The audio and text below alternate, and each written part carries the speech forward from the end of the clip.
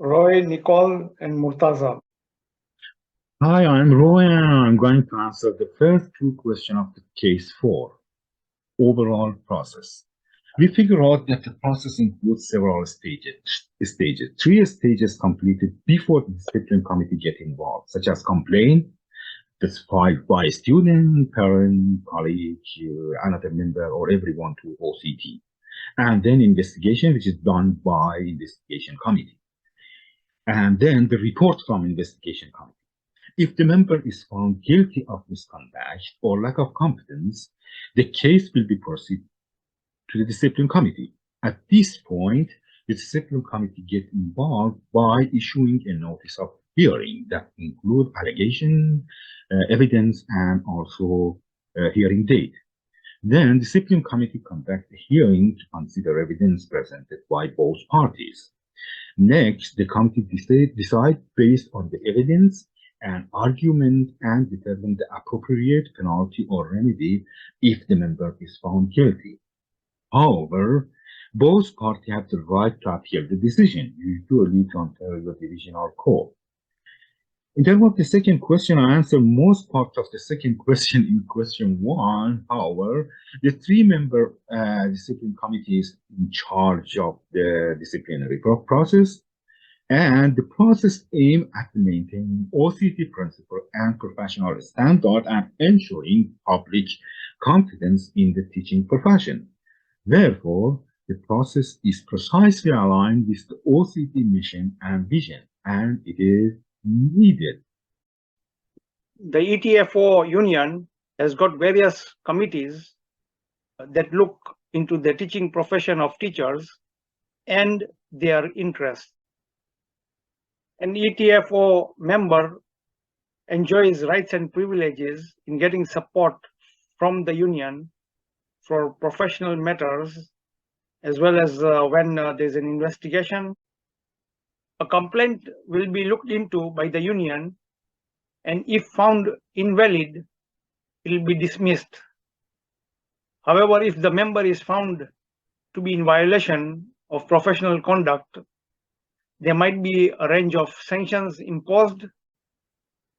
Similarly, under OSSTF, the union provides a member support for union representation, legal representation, including when there is an investigation by the police or the OCT. Members under the OECTA union are ensured due process, and the teachers have legal representation or representation from a rep during an investigation process. And now we're going to speak about the purpose of the OCT. The Ontario College of Teachers licenses, governs, and regulates Ontario's teaching profession in the public interest. It was created by the Ontario College of Teachers Act, which was instituted in 1996. This is the means through which a college can issue, suspend, and revoke teaching certificates. With that, the OCT sets ethical standards and the standards of practice. As can be seen, the OCT is at the core of teaching in Ontario and the supreme authority for teaching. It serves many functions, such as the governance of how teachers are to be accredited to teach at a publicly funded school.